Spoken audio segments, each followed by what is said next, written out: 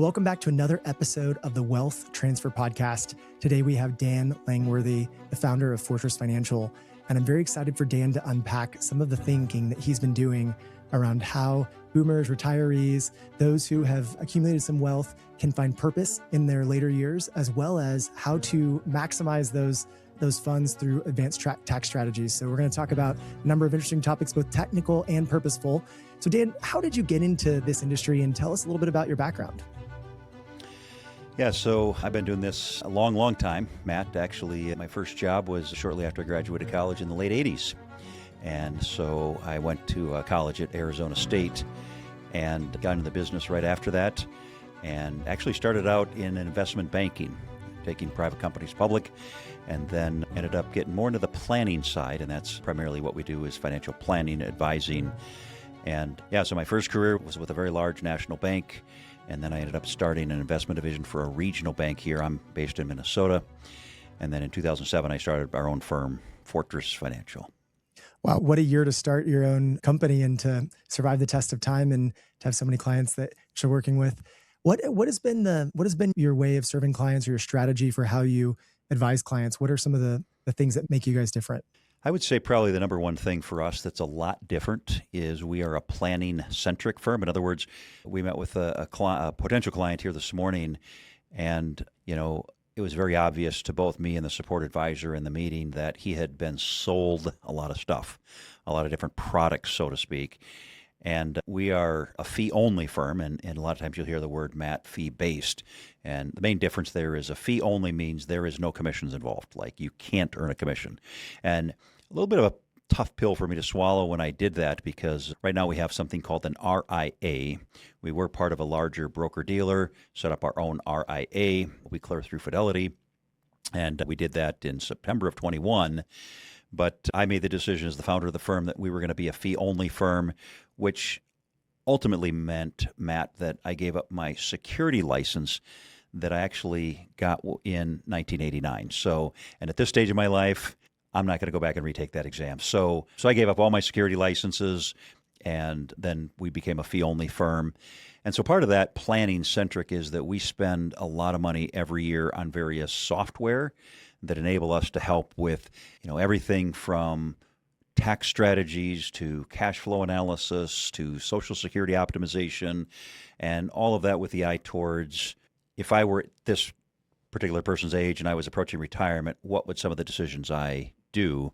And I don't want to go too deep into this and go down a rabbit hole, Matt, but what I will say is that when we started becoming more and more planning-centric, I look back even 5 years ago, and the capabilities and the tools we have today to aid people in making some of these bigger decisions in life just didn't even exist, because the tools have continued to expand. So it's been a great thing. I know in the medical field, there's been tons of advancements in medical technology, and I would say in the financial planning world, same thing. Yeah, it is a unique and exciting time in that sense. And the other thing that has struck me about how you do your business is that when you sit down with clients, or when you're talking with people at conferences or seminars, you sort of lead with the whole person sort of approach, where you're asking them questions, or you're discussing with them about who they are and what they want to do with the rest of their life, and how they want to maybe be a blessing to their family, or how they want to make an impact.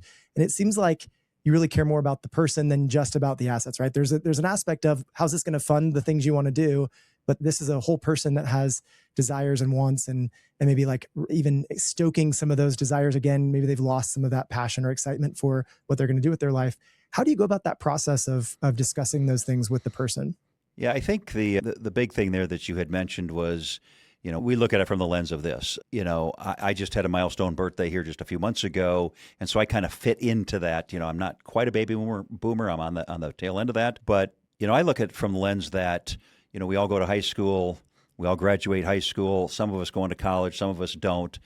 But at some point, whether it's after college or after you graduate, you get a real job and you start making some money.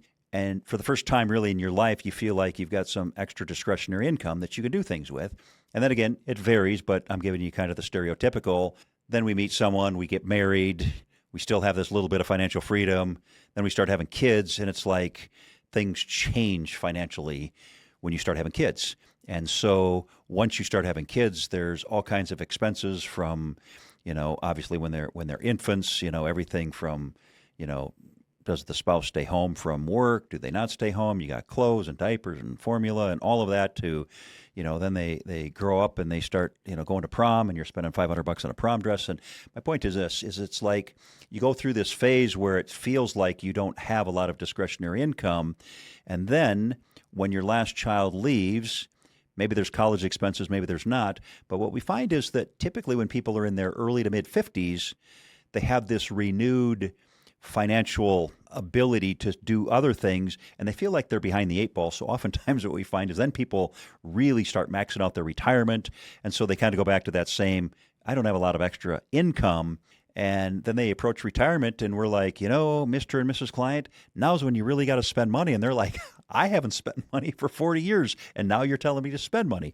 So part of what you're saying is that when people get to that next chapter, I don't want to say the last chapter, but when people get into that next chapter of retirement, then we really try to focus on what does that chapter look like? Like almost your entire adult life, you have focused on other people. Now it's the time to kind of turn things around and say, it's time to be selfish to yourself. And what are some of the things that you hear when you ask people these questions? What do you find as you're trying to uncover, and maybe you're even building a muscle that's gotten weak over 40 years, like you mentioned, what are some of the things as they start to strengthen that muscle and play out the desires? What are you finding people want to do with those extra resources? I think some of that is, we get into some pretty heavy discussions. In fact, we now have a workshop that we do for newly retirees, and it has nothing to do with money, but everything to do with finding that purpose, finding that meaning. And you and I are part of a group we're out of Chicago called Strategic Coach, and I will never forget how this resonated with me, and I'll answer your question here in just a second. But the founder of Strategic Coach, Dan Sullivan, just randomly popped into our class one day, and this was probably 3-4 years ago, and he sat down, and to me, he's one of the best business philosophers that I've ever met in my 30-some-year career. But part of his message was that all of us entrepreneurs, regardless of what type of entrepreneur you are, the biggest value you can bring to any client is to be a coach, is to help them find that meaning and purpose. And it didn't really dawn on me, Matt, until probably 3 to 6 months later, and I thought, what value can I create for our clients? And for me, it was we're building out these robust financial plans. We're giving them the freedom to spend money, buy a cabin, buy a home down in Florida, whatever it might be. But then it just dawned on me. I thought, I think what people miss as they approach retirement is they lose their identity when they leave their work. And so I'm looking through the lens of 30-some years of experience, mainly working with people approaching retirement and retired.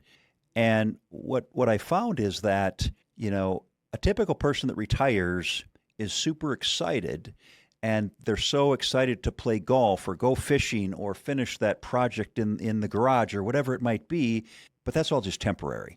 And then all of a sudden, after 3 months, 6 months, sometimes 9 months, there's this lull, and then all of a sudden they start to kind of look through a different lens and say, what is my purpose? And so from that, we find that these glorified to-dos do wear out, and it's like you need to really focus and hone in on what do you want this next chapter to be like. In fact, I'll make this last comment.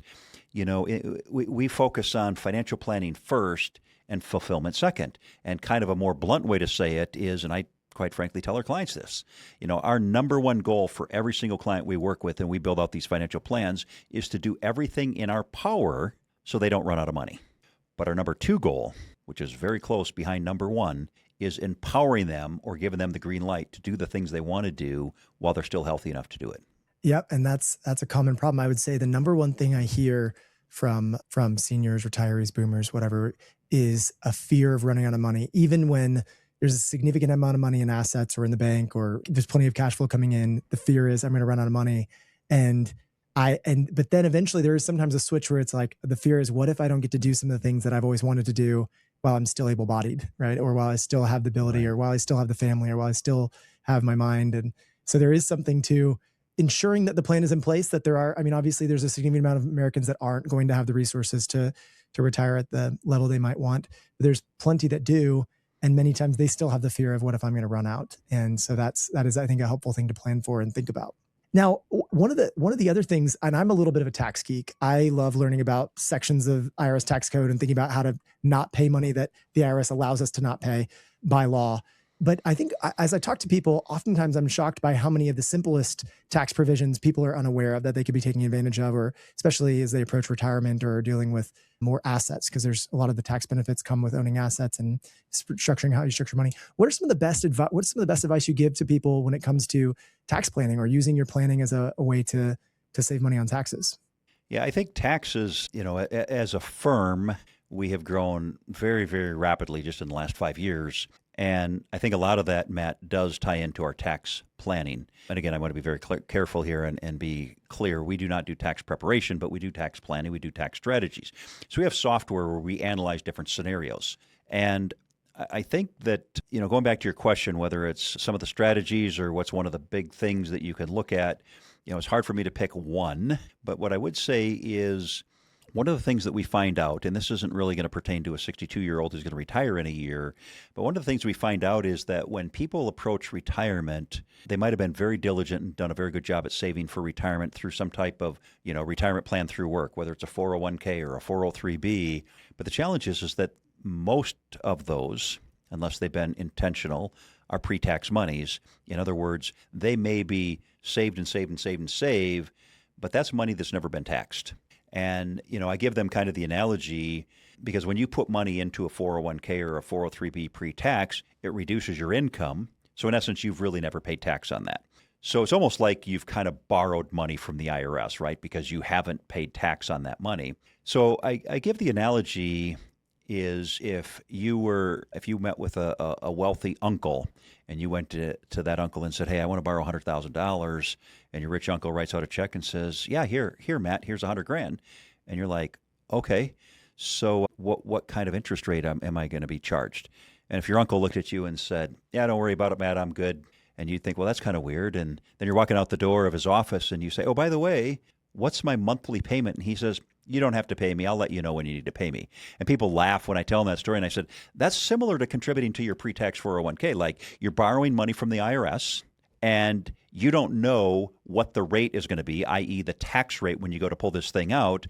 And at some point, current law says, for currently it's age 73, it's then when we will force you to start paying taxes because you're required to pull money out. So I would say to people that are maybe in their earlier 50s, be really, really conscientious about what percentage of your retirement portfolio has been taxed and non-taxed. And I think you probably know where I'm going with this is we are massive, massive fans of Roth IRAs. And I know we don't have to get into that today, but the one thing that a Roth does that no other vehicle does is it takes away that element of uncertainty of what future tax rates are.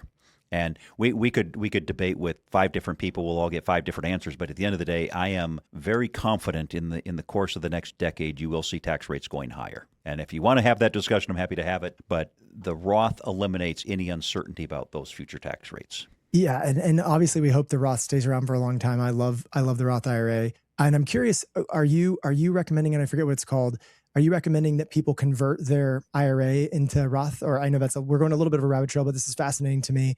Are you seeing people in their 50s and 60s moving money out of IRA into Roth, knowing that they're going to hold it for another 10, 20, 30 years? Yeah. In fact, we have clients literally in their mid to late 70s that are doing Roth conversions. And you might say, well, that doesn't make any sense. But I'll touch on that in just one second. Every situation is different. So I am not going to go on your podcast and say everybody should convert into Roth IRAs. It depends on their tax situation. Totally. It depends on their genetic makeup of their tax type. I mean, if they've got 25% into pre-tax and they've got 45% into Roths and then the balance is in non-retirement, they probably shouldn't do a big conversion.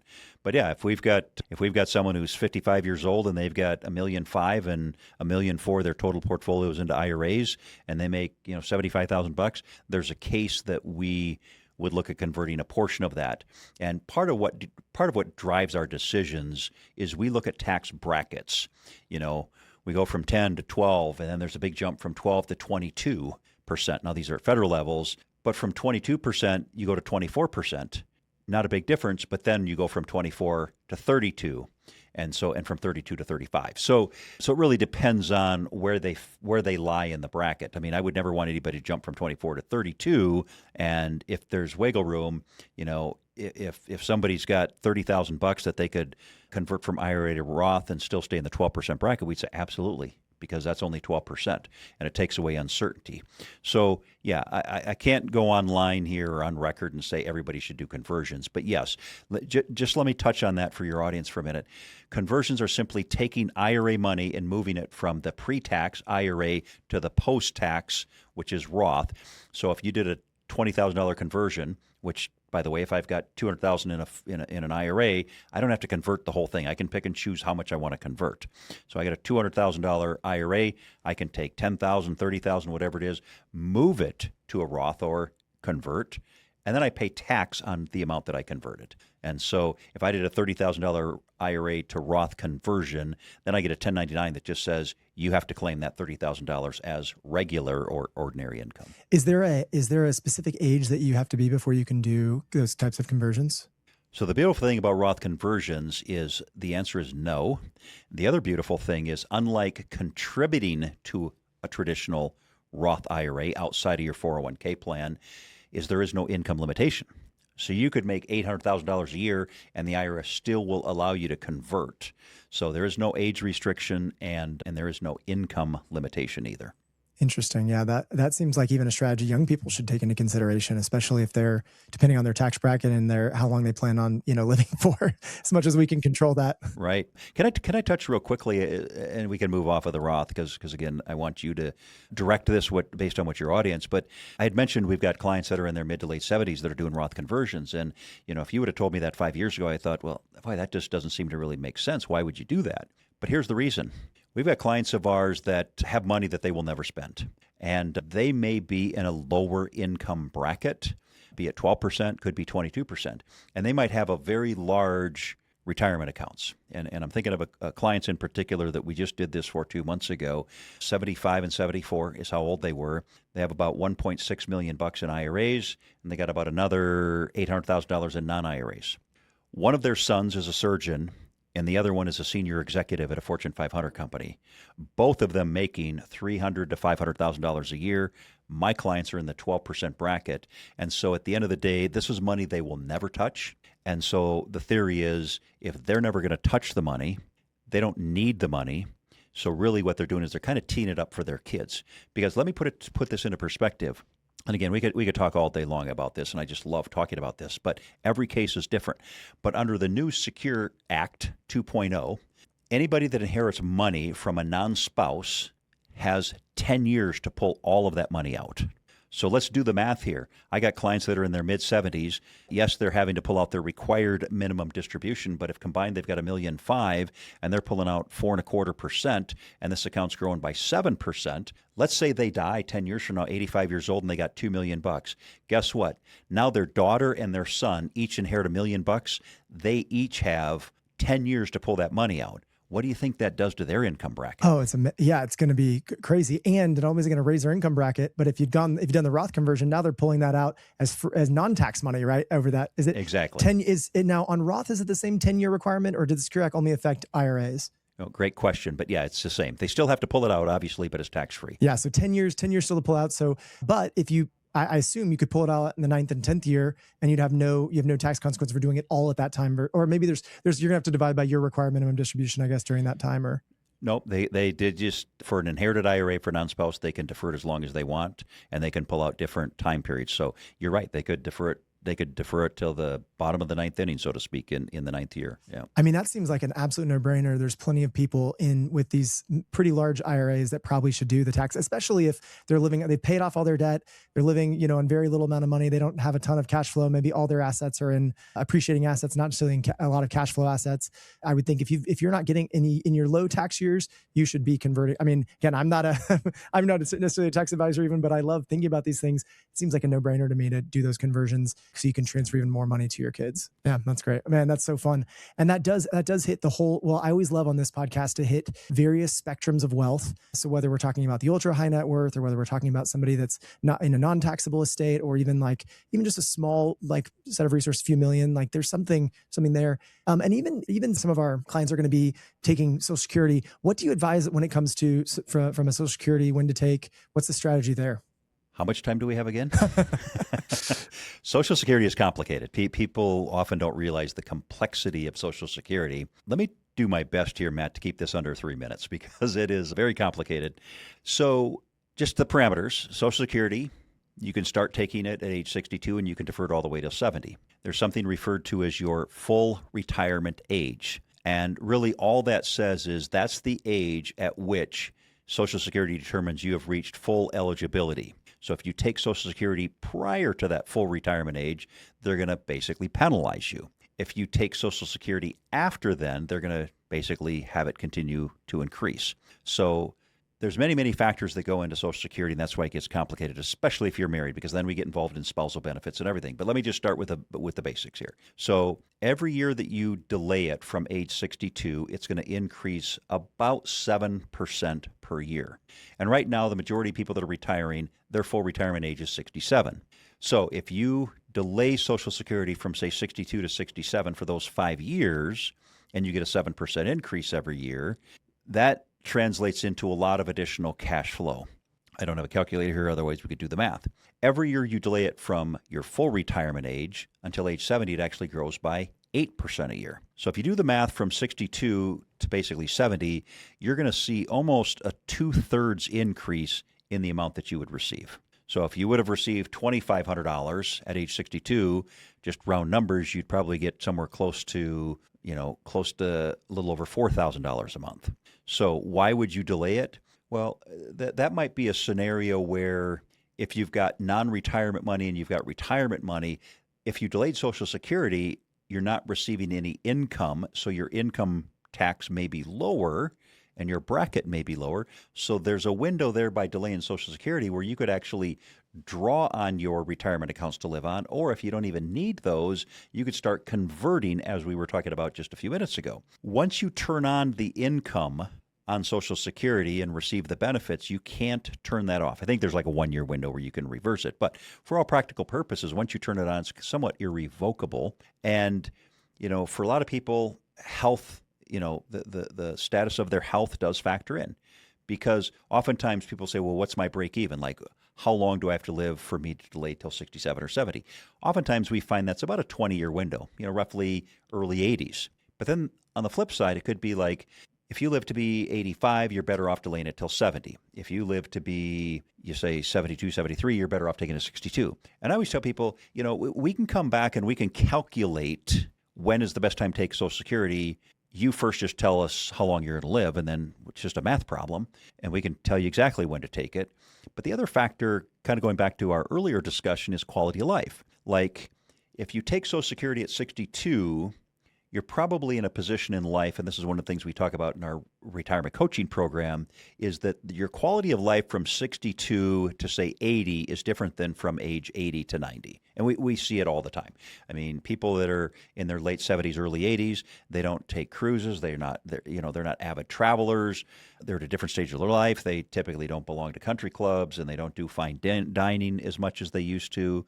And so part of taking Social Security isn't just a financial number, but it's also recognizing that, having that additional income at a younger age in my earlier 60s might free me financially to do some of the things that maybe I wouldn't have normally done. So that's probably the first thing, is we look at it from a financial standpoint, and there's obviously the lifestyle side that you were referring to. But the deferral does increase each and every year, so there is some incentive there. The other thing I want to just touch on, if you want me to go deeper, you can ask me specific questions on this.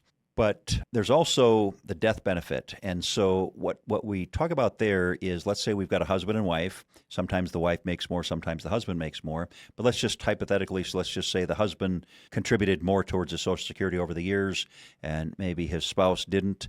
And so they get to be age 67, and maybe the husband's going to get $4,000 a month, and the wife is going to get $2,500 a month. If the husband waits and takes it at age 70, maybe his goes from $4,000 a month to $5,500 a month or $5,200 a month.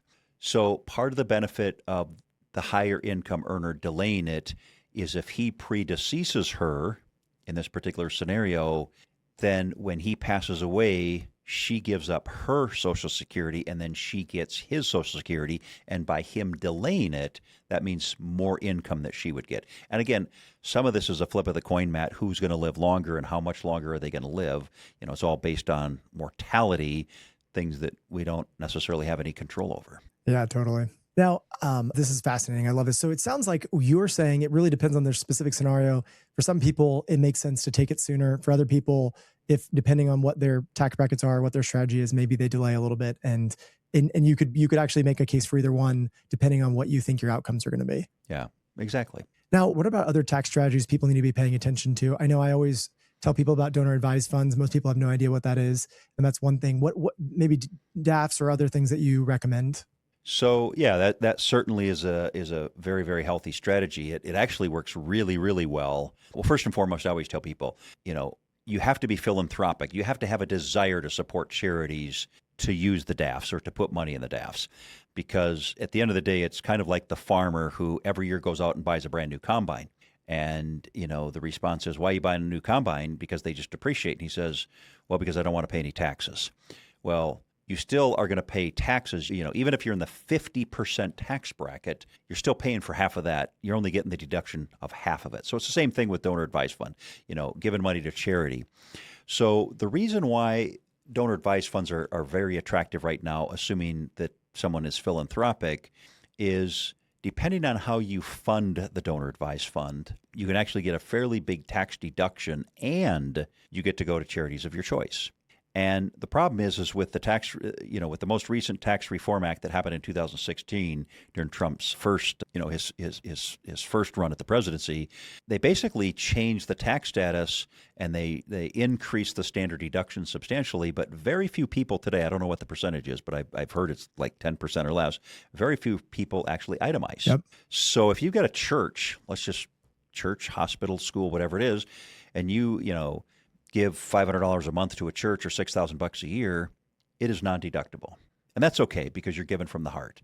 But let's just say that you happen to buy Apple stock or any stock. It doesn't have to be Apple. It could be any stock that's gone up in value. And let's say that you put $10,000 into this thing 10 years ago and now it's worth $50,000.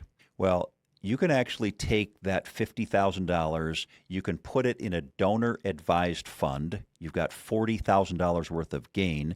And depending on your income, because there are some income limitations that you're able to deduct all that $50,000 up front, or it's spread out over to a maximum of 5 years. But you can take that deduction on that $50,000, and not only do you get the deduction, but you also avoid the capital gain. And at least I can speak for Fidelity. Fidelity's donor advised fund is the largest in the world. They got billions and billions of dollars in the Fidelity donor advised fund space. But what happens with Fidelity is we create a separate portal specifically for you. And if you decide to give $500 to a church or $1,500 to, the university, you literally go into your portal, you type in the name of it, there's a drop down, you click on that, you put the dollar amount, done. I mean, it's so simple. And everybody we've done donor advised funds, they just said, I didn't realize it was that clean and that easy. So again, we've all paid our fair share of taxes, so we're not trying to avoid paying taxes here. But if it's money that, you would like to give to charities, I think the donor advised fund is the most effective tax strategy you can do if you're philanthropic. Especially for appreciated stock like that, like you described. It's a no-brainer. You save on the capital gains. And if you do all that in 1 year, depending on your income, you can itemize that year and take all of that as well. So there's a double whammy there. That's a great strategy. I completely agree. Now, as we think about wealth transfer, as we think about people taking care of the generation 2, generation 3, the generations after, what are some of the biggest mistakes you see people make? What are things people are doing that you're like, oh, I wish you'd come to us first. I wish we'd talked about this. What are you seeing people do that you think are the biggest mistakes?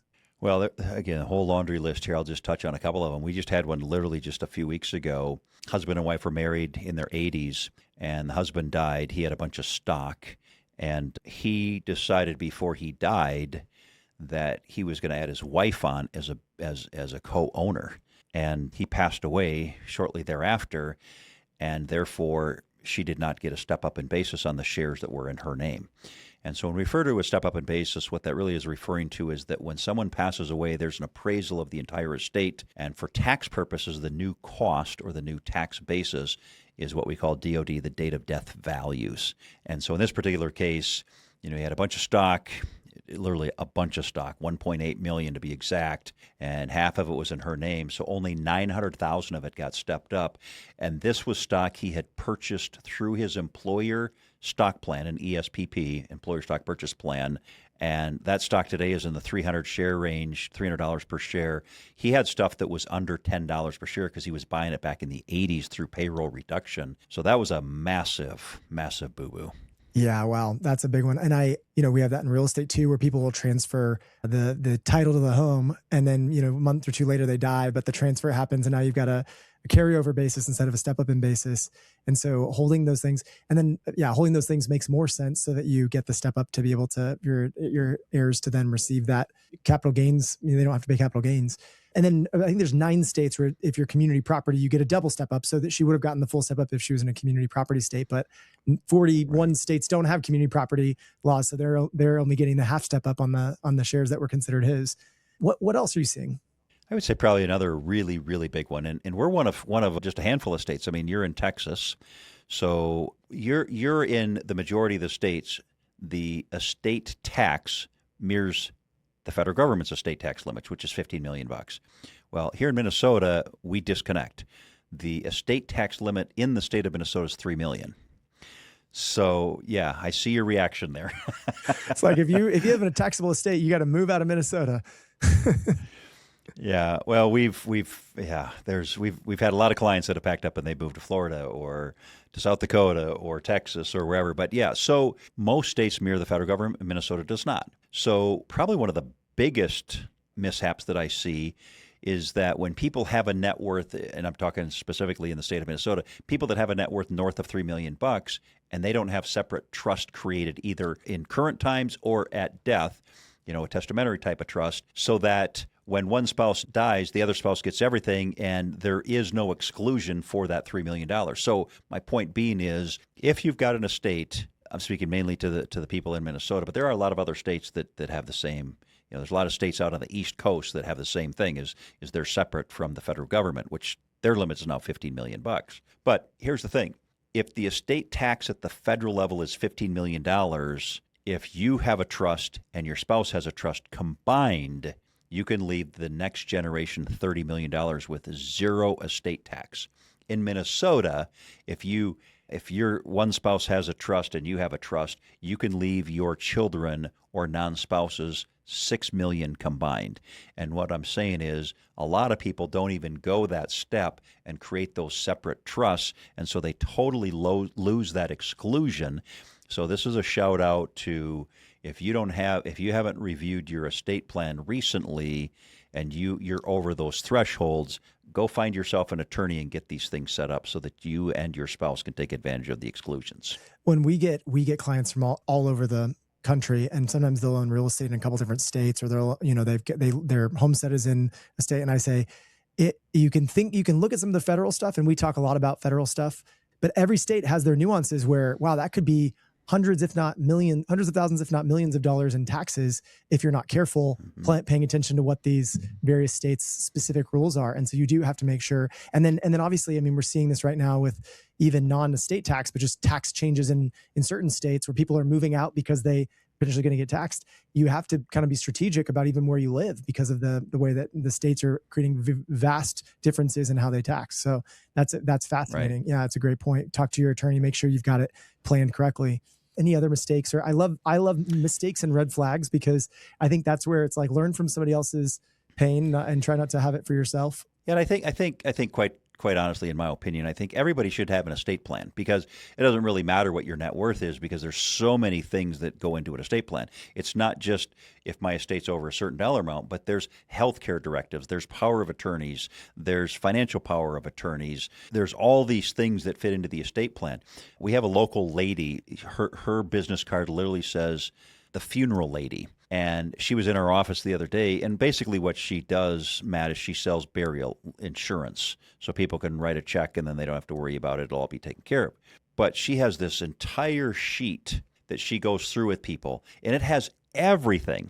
It has everything from, who's going to be talking about your eulogy, what suit or dress do you want to be wearing at the time, what hymnal, I mean, all this stuff. And she said, and I kind of joked with her a little bit, I'm like, people literally answer that? And she's like, oh, absolutely. She says, you would be shocked at how many feuds siblings have over, well, Dad didn't want to spend that much, so let's go ahead and cremate him. No, he told me he wanted, the most expensive coffin there is. And I mean, it's like, and so she's like, literally part of the benefit of going through all this is to eliminate, spousal conflict or spousal sibling conflict, because they have their own thing. And you know what? If the parents actually spell out what they want, and again, it's a little bit of a crude subject to be having, but it is true.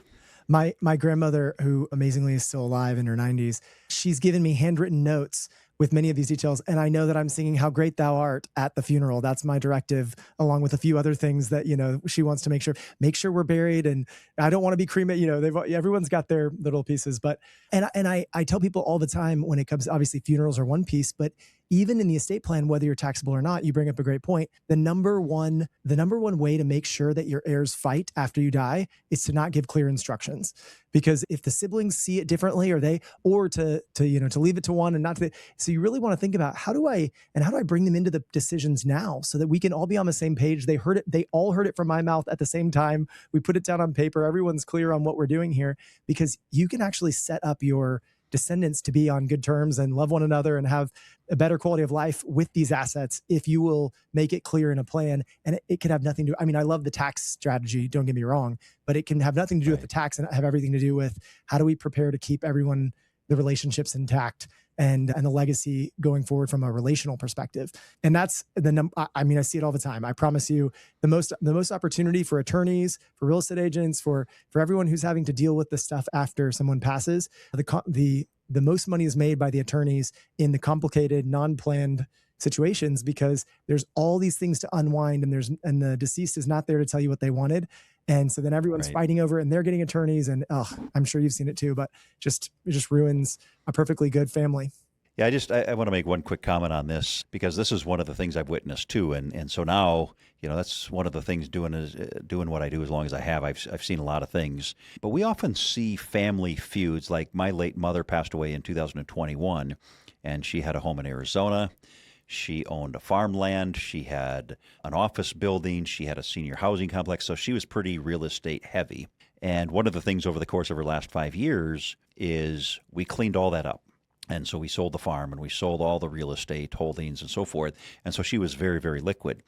Well, as her health deteriorated, she ended up passing away at age 91 in 2021. I remember meeting with the siblings, and none of my siblings, I'm the youngest of 6 kids, none of my siblings are in the financial world, and they basically are all retired. And we got done after my mom passed away. I had them come into our conference room. We kind of went through all the numbers, and they were a little bit astonished. They're just like, wow, I guess I didn't realize Mom did that well, and so forth. Thank you so much. And, I really appreciate, the work you've done. And I said, you're not even thanking me for the right reason. And they're like, what? And I said, the biggest gift I gave this family was to create liquidity. And they're like, what do you mean by that? And I said, do you know how many feuds I've seen over the family cabin? I mean, I got clients of mine. I bet I got a half a dozen clients that haven't talked to siblings for a decade because they fight over who gets to stay at the cabin. And, Dad never wanted to sell the farm, and now we're selling the farm. And you know what? So it's just one other incident that happened to me 5 years ago in the Midwest here. We're big farmers up here. And my client and her sister inherited a farm from their dad, and it was big. It was like 700 acres. And just produced great, great, great cash flow. And at the time, my client was in her 70s, and that was her primary source of income, that and her Social Security and her husband's Social Security. And if you can imagine, she's getting rent income on half of that farm, 350 acres, start doing the math, $300 an acre. I mean, she was doing just fine. So I just threw it out one time, and I wasn't trying to poke holes, but as she was getting older, I said, how do you and your sister get along? And she's like, yeah, we do okay. My sister's down in Arizona, I'm up here, and, we talk 3 or 4 times a year. Obviously, we talk in the spring and fall when we get our rent check, but yeah, we're not overly close, but yeah, we're fine.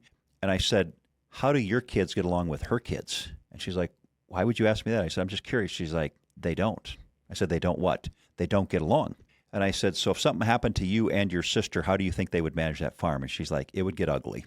And I didn't really get into any of the discussion, but about 6 months later, she called me and she said, we need to meet because we just sold the farm. And so people sometimes don't think forward that way. It's not necessarily that, and it's very common up here to farm, like that second generation might be 2, 3 siblings that manage that farm, but it's the next generation, the third and fourth generation. Sometimes they just don't get along. And I think part of that is, and you've witnessed this too, Matt, I mean, if you set up partnerships in real estate, you've got some people that are like, let's put money back into that investment. And other people are like, no, I want the income from it. And so you start doing that with other assets. And, like in my mom's case, she had a beautiful place in Arizona. Out of the 6 siblings, 3 of them said, let's keep it, and 3 of them said, let's sell. And I actually abstained from the vote because it's just like, we got to have an odd number here. But 3 of them had never even really been there, and the other 2 had been there frequently. And so if she would have passed away with that asset, probably would have turned into a little bit, or could have turned into a little bit of a feud. Absolutely. And obviously there are ways to split real estate after death, but it just it definitely creates an opportunity for there to be, and there almost always is feuding, even if you end up solving it, where it's like, okay, we'll take the asset and you take the cash and we sell this and do that. Still, there's some strife. And sometimes even once the assets are split, the relational damage is done, and we see siblings sometimes never talk to one another again. So the thing I see is, if you can get ahead of that, do some planning, bring the direct heirs in, or even maybe two generations of heirs into the conversation, whatever level of conversation you want to have with them. Let them know the decision. Maybe you invite them into the decision making. You find out they actually have some opinions of their own that you didn't even know they had, and you can start working through those decisions while you still have the capacity. Because one of the other things that I recognize in this generation is a great generation in their 60s, 70s, 80s, even 90s. And one of the number one things I hear is, I don't want to be a burden to my kids. And to them, I don't want to be a burden means I don't want to ask them for help. I don't want to have to tell them what's going on. I don't want to have to involve them in my financial decision making. And what the Gen X and Gen Millennials and maybe even Gen Z are thinking is, the way you are able to not be a burden is to make this easier. Help us get rid of some of the extra stuff. Help us get liquid. Allow these things to be easily divisible. Don't leave a bunch of decisions to be made after the fact. Don't create a full-time job managing the estate for the next 2 years once you pass away. And I don't think always the older generation thinks. Now, I will say, I've had some amazing clients that have really thought about this. They have downsized, they've minimized, they've really planned well. And so there are plenty of people doing it well. And then I also see the other side where it's like, you didn't want to be a burden, and you didn't realize by not doing this well, you actually become an even greater burden. And again, I'm going to agree with you, though. I think, in my case, all these hard assets became liquid, and cash is very divisible. But, had we done a little bit more planning and more detail, maybe one of the siblings would have wanted the office building, another one would have wanted the housing complex, another one might want the place in Arizona. And so, you don't have to liquidate assets.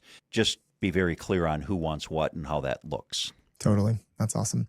Well, Dan, as we start to wrap things up, are there any final thoughts or specific pieces of wisdom you want to leave, or anything else we missed that you want to share? I think I just want to take a couple minutes here, Matt, and talk about that next stage once people retire, because, that is, we touched on it at the very beginning here about, working for 40 years and always catering to other people. And now that you're retired, it's time to be selfish and kind of turn the clock around and say, hey, now it's about me. And the workshop that we do, in fact, I'm meeting here very shortly with a guy who attended the workshop, and he's just like, can you just look at my stuff financially? I know this workshop really isn't meant for that, but I'd like your opinion. And so this workshop, one of the things that we do is we basically have many, many, many tools, but a lot of it kind of stems from a bucket list, if you will. And we do something called the kind of a balanced life assessment. And so we look at 6 different areas in their life, everything from financial to physical to spiritual to relationship and so forth. And we have them go through this exercise. And what they realize is that there may be areas in their life that they scored really low on, and maybe they want to improve. And so we take that, and from there, then we kind of go into creating maybe your top 3 goals that you want to accomplish. But I go back to the late Stephen Covey, begin with the end in mind. And, I have kids that are 131, 129, and 125. And we actually do this every Christmas. We do a goal-based workshop. And so I'm going to just share this with your audience, because I think this is really important. So I always tell them, start with the end in mind. So if we're sitting here today, or let's fast forward. Let's say it's December 2026, because this is what will happen with my kids. We'll all get together. And this is not something that I want to do. This is something they wanted to do. I mean, I introduced it about 5 years ago, and they want to do it every year. But if we were in December 2026, I would say to them, as I'm telling your audience, if you begin with the end in mind, I would say fast forward to December of 2027. It's a year from now, and you've had literally the best year you've ever had in your entire life. What happened?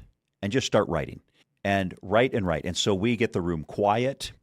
For the workshop, we get the room quiet, we play on a little bit of background music, and they just write and write and write for 5 to 10 minutes, and they just write. And it could be everything like reconnecting with my aunt I haven't seen in 5 years. It could be something like, I've always wanted to go to the Grand Canyon and do the rim-to-rim hike, or whatever it might be. And I always tell them, no limitations, just write everything down. they do that exercise. And then after that exercise, then I say to them, I said, circle your top 3 that would make the most amazing year possible. And so they do that. And then from there, then we get into kind of the breaking it down. Okay, what has to happen between now and the end of the year for that dream to come true? And what we find is that it often becomes an emotional experience for them because they've never planned and they've realized that, they're getting older and they're facing their mortality in the next 20 to 30 years. And the feedback that we've gotten has been more of I almost feel like I've gotten permission to do some of these things. Like, not that I needed permission, but I feel like I can now take the courage. And I'm going to go back to one of the greatest books. And I've shared this with our entire team. I've shared it with strangers. I've sent it to people that, I met on an airplane. And it goes back to Dan Sullivan's 4 C's. And the 4 C's is a formula that Dan Sullivan has come up with, and I absolutely love it. I live and breathe it, and I use the 4 C's in my life all the time. I share it with my kids, and you're nodding because obviously you're familiar with it, but I always say, if there's something that scares you, if there's something that you're just, you're like, I don't know how I'm ever going to do it, I'll say, stop. Let's walk through the 4 C's. First is commit. Commit to something that you're afraid of. Well, a little over a year ago, I launched my first episode of a podcast. Matt, I had no idea what I was doing. And so I committed. I committed to friends. I committed to family. I committed to coworkers. I said, I'm going to do a podcast. And as a result, this is our studio, right? And so we built the studio. I mean, that's a commitment. I mean, I spent a lot of money for this studio, and I'm like, okay, I am committed. So once I commit, the second C is courage. The courage stage is really that stage where you got the pit in your stomach and you're just like, oh my gosh, I'm nervous, I'm afraid, I don't know, and I got butterflies. And that stage is the most uncomfortable stage. And I still remember this. I told my staff, at my age, I've done so much public speaking. I've done lots and lots of videos over the years, never done a podcast before, didn't know what I was doing. I have a co-host. She's a local news anchor. And I told my team, I said, I am honestly nervous going into the podcast room because I don't know what I'm doing. I don't know what she's going to ask. We have a general outline, but kind of like you and I today, it's like, I don't know. So that's that courageous stage. And then the third C is, once you do it a few times, you develop capabilities. Like, okay, and my co-host, who's a news anchor, who's really good in front of a camera because she's been doing it forever, she says to me, Dan, the first few episodes are going to be rough. I'm just going to be completely honest with you. And so what happens is, once I did 3, 4, 5 episodes, I actually developed some pretty good capabilities. I actually got kind of good at it. I was a little bit more authentic than I was maybe the first time. And then after that, after we've committed and we've gone through the courageous stage and I developed some capabilities, on the other side of that was I became confident. And the confidence stemmed from learning those capabilities. But you can't jump from one C to the next. You have to go through the entire cycle. And I worked with all the employees. We did kind of a little mini workshop for every employee, and most of my employees are in their 30s. Some are even in their 20s. And so I said to them, the whole key to success in life isn't to go through the 4 C's and say, okay, I got this. The whole key is once you develop that confidence, find what else scares you and commit to something else. And so for me, this whole thing started, this podcast series started for me is 2.5 years ago, I wrote my first book. Same thing. It was a result of doing this goal-based workshop with my kids. I made the commitment to my kids, I am going to write a book this year. I think I know what I want it to be, but I've been talking about it for 2 or 3 years. I'm going to write a book. So I wrote the book, and I went through the whole 4 C's process. Got done with the book. I said, I'm doing a podcast. What's the podcast? It's going to be called Retire and Thrive. Same name as my book.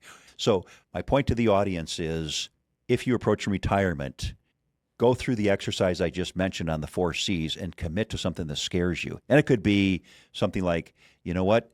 It could be a health journey. You know what? I'm really afraid of this, but I'm going to really dial in my nutrition, or I'm really going to dial in my workouts, or I've decided I'm going to buy a mountain bike and I'm going to go mountain biking. Or it could be something as silly as I want to join Toastmasters and become a better speaker, whatever's important to you. But this is the stage where you deserve to live life to the fullest. I absolutely love that. And 4 C's is probably one of my favorite thought processes I take my team through all the time. And it's just a wonderful way of thinking, especially playing at your edge and trying those things that maybe scare you a little bit. And it becomes a virtuous cycle. You take the confidence, you build into the next thing, and then all of a sudden you're playing at your next edge, but you're not losing your your energy, your vitality, your desire for life and new opportunities and learning and becoming, because we're all about becoming. It's all about growth, right? Even in retirement, there's opportunity to grow and become the next version of yourself. And I love that. Well, Dan, where can people find you, and how can they, obviously you've got a podcast, you've got videos, you've got your company. How else can people connect with you or learn more from your resources? Yeah, so we have lots and lots and lots of resources. Our main office here is in Rochester, Minnesota. We recently opened up an office in Scottsdale, Arizona. And if you just simply Googled us, Fortress Financial Group, Rochester, Minnesota, you'll find all kinds of information from white papers to blogs, all kinds of resources on our website. The actual address is fortressfg.net. The podcast itself is called Retire and Thrive. You can go onto YouTube and just type in Retire and Thrive. But our main studio is actually called Fortress Studios, and we've got a lot of different content. It's not just my Retiring podcast that falls underneath Fortress Studios. We've got one of our advisors. He has something called Rochester Resource, where he's interviewing accountants and attorneys and realtors. And then just recently, we have sponsored a local athlete, and he just this last weekend was qualified for the ISCO PGA Championship. So he's a PGA player trying to make the cut. He just graduated college. So now we have another station or another show, The Road to the PGA, and it's with this young athlete. And so the studio itself, we have Retire and Thrive, Rochester Resource, and then The Road to the PGA, kind of a Netflix documentary style following this young athlete. But yeah, just on YouTube, type in Fortress Studios or Retire and Thrive in the search engine. You'll find all of our videos there. As I mentioned, we just finished up our 12-month episode here just a few weeks ago, so we're into the podcast a little over a year. That is so fun. Wow, that's so great. Well, I appreciate you being on. This has been super resourceful and helpful. We've talked on some topics we hadn't hit on before, so in other episodes. So I really appreciate you being on, Dan. Thank you. Yeah, well, I appreciate you having me as a guest, Matt. That's it for today's episode of the Wealth Transfer Podcast. If you found value in this conversation, would you leave us a review? That would be just so honoring to us. We'd appreciate it. And if you know somebody who might need to listen to this because they're thinking about their next chapter, will you send them a link to this podcast or this video so that they can listen more as well? For more episodes and expert insights, be sure to follow and subscribe. That means the most to us. Follow and subscribe, please, please, please. And when you're ready to take action on your own real estate plan, or if you need help with wealth transfer planning, we know a number of experts in all the different spaces. We'd love to connect you with them. You can reach out to us via direct message or comment. You can email us, matt@templeton.realestate. No .com, just templeton.realestate. And I'd be happy to connect you with an advisor. Thanks so much.